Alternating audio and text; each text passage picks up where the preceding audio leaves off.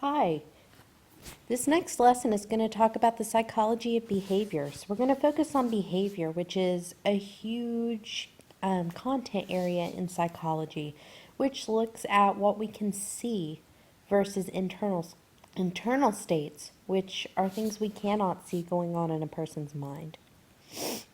So let's review. We're doing this for every module. What is psychology? To help frame our lesson and to frame your mindset as you go on with the readings. Again, psychology is the scientific study of the mind and behavior. Every behavior begins with biology. Our behaviors, as well as our thoughts and feelings, are produced by the actions of our brains, nerves, muscles, and glands. The body is controlled by an information highway known as the nervous system. So you can see where we're going with this module. Very much looking at the nervous system, the brain. And the nervous system is a collection of hundreds of billions of specialized and interconnected cells through which messages are sent between the brain and the rest of the body. So here's a simple picture of the central nervous system. The central nervous system is just the brain and the spinal cord. Simple as that. But there's a lot more to the nervous system in general. So one we don't always think about is the peripheral nervous system. So that's all of those nerves that travel throughout the body, all the way down to our toes and our fingertips. And this picture shows the ganglion, where the nerves hook onto the spinal cord, all the way down to the individual nerves. Another one, which the text, the readings you have, doesn't really focus on, but I thought it was important to include, is the autonomic nervous system. And that's how certain nerves, the central nervous system actually controls and regulates the functioning of quite a few of our main organs. So if our central nervous system is damaged or not working properly, some of our main organs won't be as well. So a good example of this is think about someone who may be quadriplegic, but also then would have trouble breathing. That would be a good example. So again, the central nervous system is the brain and the spinal cord.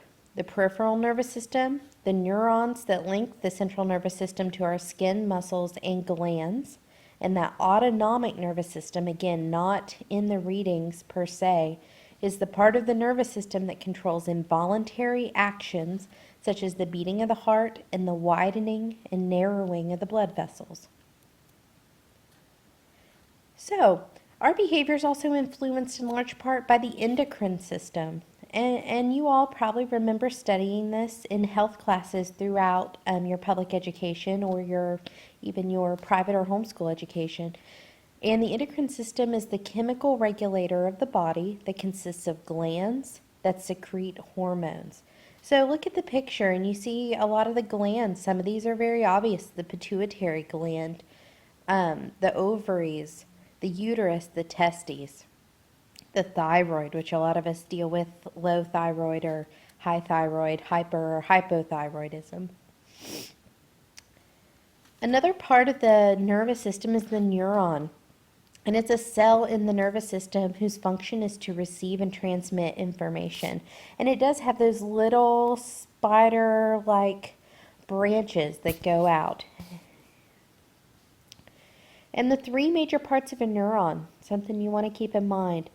A cell body, otherwise known as a soma, which contains the nucleus and keeps the cell alive.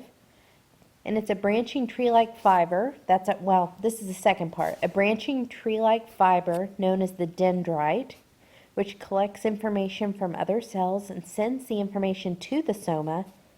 And the third part is a long segmented fiber known as the axon, which transmits information away from the cell body towards other neurons or to the muscles and glands.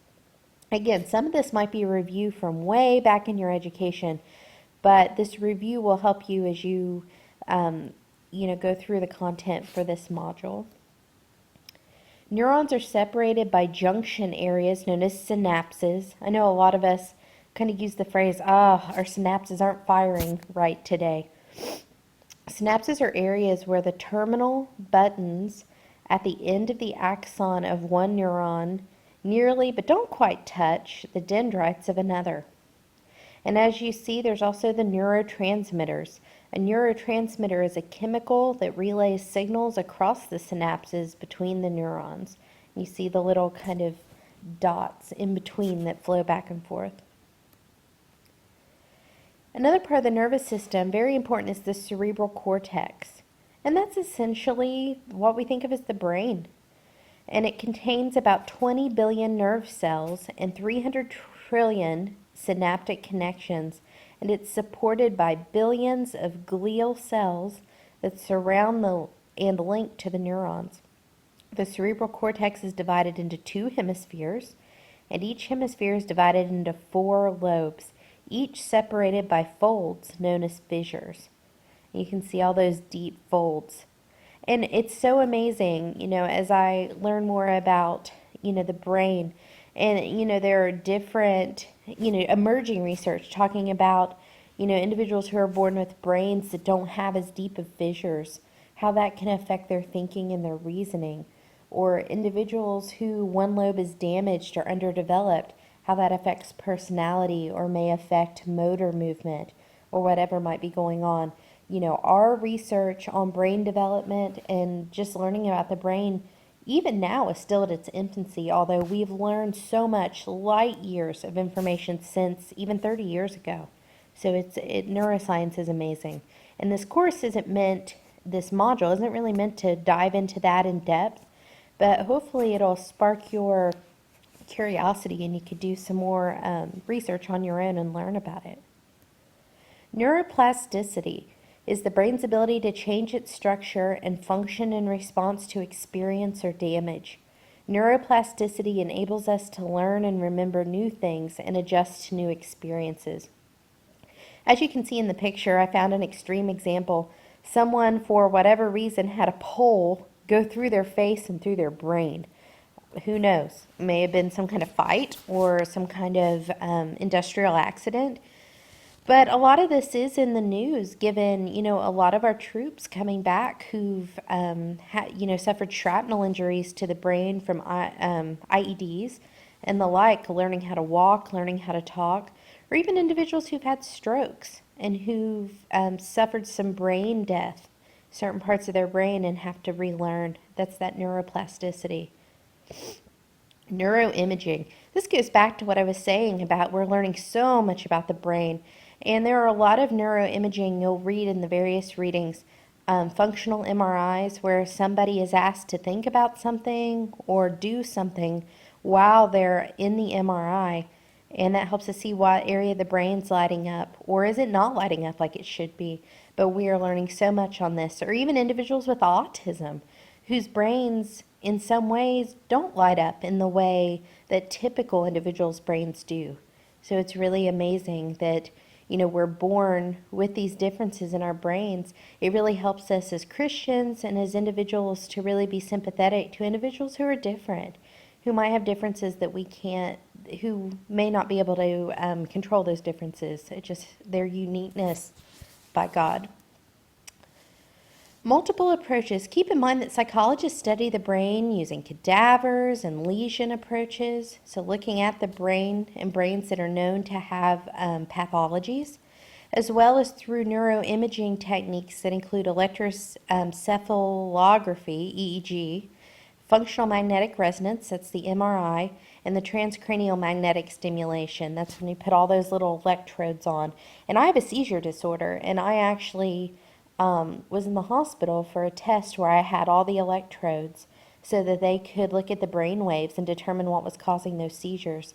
And when looking at the cadaver and lesion approaches, you guys might have the same experience, but my grandfather died of Alzheimer's, complications to Alzheimer's, and in his autopsy, looked at the cadaver and his brain to verify that that's indeed what he had, and he had all the hallmarks of it.